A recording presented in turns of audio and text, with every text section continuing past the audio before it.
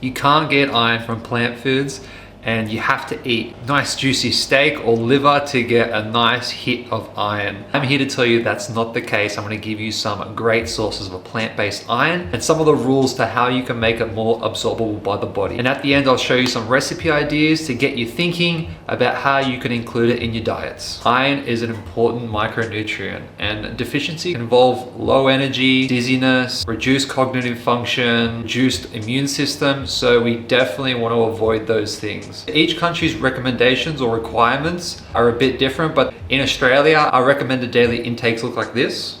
So let's get through this list. So number 1, cacao powder. Surprisingly, it has up to around 8 milligrams per, I would say, heaped tablespoon, or 15 grams. Now just make sure you're buying an organic one. This will ensure that the antioxidants are high and also those minerals such as iron. Number 2, lentils, or specifically black lentils, with having about 4 milligrams per cooked cup. The lentils are really easy on digestion. So if you find you get gassy or bloated eating beans, lentils are a great plant-based option for you. So I can never find canned black beluga lentils. So I buy my lentils dry. You can buy them from a health food store. And lentils are very easy to cook. I soak mine overnight, rinse them, then it roughly takes 10 minutes to cook. Next one on the list, soy products. Tofu is a great option. You've also got the whole bean fermented products such as tempeh and natto. So natto is a Japanese traditional dish. You can find natto at an Asian grocery store, but it can be a little bit pricey for the amount that you get. So I actually make mine at home. It's actually quite easy. Another great source is spirulina. I'm sure you've seen it in health food stores. And you don't need much. You only need about a hooped teaspoon and you get about 2 to 3 milligrams. And chia seeds is also another great one, with 2 tablespoons having about 3 to 4 milligrams. Now, before I show you some of the recipes, I'll explain a couple of the rules to allow your body to absorb it better. So one thing that you have to be aware about in plant foods is anti-nutrients like phytic acid. These are found in portions in all plant foods. Phytic acid binds to minerals such as iron and prevents us from absorbing it into our body. Now, they'll only reduce the absorption of minerals, so don't stress, but here are some little tricks that you can do. So soaking, fermenting, and cooking will reduce up to 99% of phytic acid. So I recommend soaking all seeds and grains, if you can, for at least 12 to 24 hours. This will activate the seed. So the seed has found water and it wants to grow. So it removes its protective chemicals to prevent bugs, bacteria from eating it. This will not only allow for your body to absorb more of those minerals, but it'll actually be easier on your digestion. So this is great, like making overnight oats. I just recommend that you soak your overnight oats or beans on the countertop, just because if you put it in the fridge, that's actually going to slow down those enzymatic reactions that are removing those phytic acid compounds, and we want to actually help that process. So at room temperature is great. Now, if you want to breach into fermentation territory, all you got to do is leave it on the counter for 3 to 5 days. You'll actually see that there might be some bubbles forming, maybe a slight sour smell, and that's fine. That just means fermentation's happening. So apart from the soaking, fermenting, and cooking, here's my rule number 1, which is when you drink tea or coffee, make sure it's 30 minutes before your meal. So tea and coffee contain compounds called tannins, which are like phytic acid. They will bind to the minerals in the food. Tea and coffee is not bad. It just means that you probably don't want to consume it with your meal or within the hours after you eat your meal, just because your body's still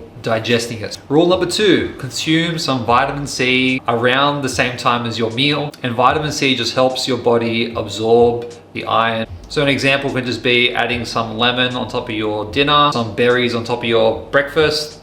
You get the idea. Rule number 3, don't apply these rules 100% of the time.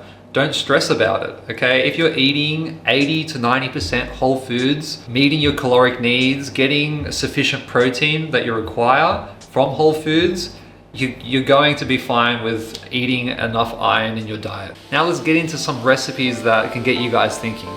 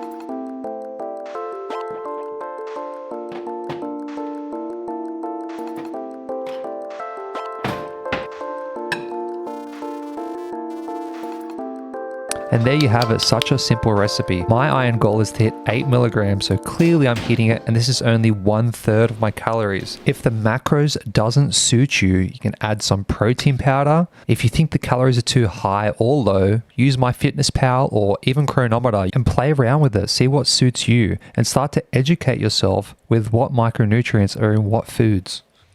You probably saw what was the point of putting in that coconut yogurt. If you missed it, it's fermented food with probiotics or live bacteria. This is a special hack of mine. Putting in probiotics from yogurt, letting the overnight oats sit at room temp for the 12 to 24 hours for those bacteria to get to work to start breaking down all those anti-nutrient compounds. Your gut will love you for it.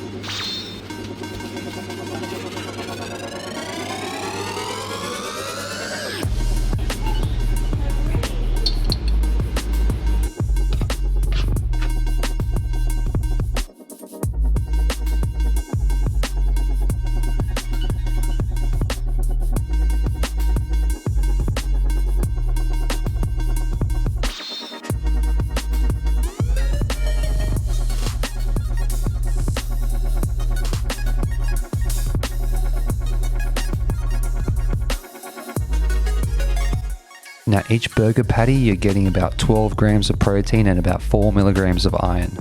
But my grandma always told me I'm a growing boy, so I'm usually eating around 3 patties. This is giving me a healthy protein and iron portion. Don't forget, when you start eating whole foods, you gotta eat. Now as a meal, I'm getting 44 grams of protein and 800 calories with 12 milligrams of iron.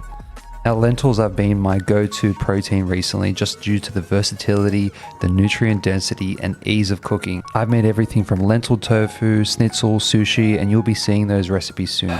The most important takeaway is to allow yourself to eat whole foods, and that starts at the grocery store. If you're putting processed foods in your basket, it's gonna be in your cupboard. Cutting it off at the shop, there's only gonna be whole foods in your cupboard in your fridge. It's gonna be easier for you to consume a nutrient-rich diet. I'm Mike, I'm an accredited nutritionist, and in the next video, I'll be showing you my favorite dish, which is the pub style schnitzel. And it's made from, surprise, 100% lentils. So get subscribed, hit that notification bell so you actually catch that next one, and see you there.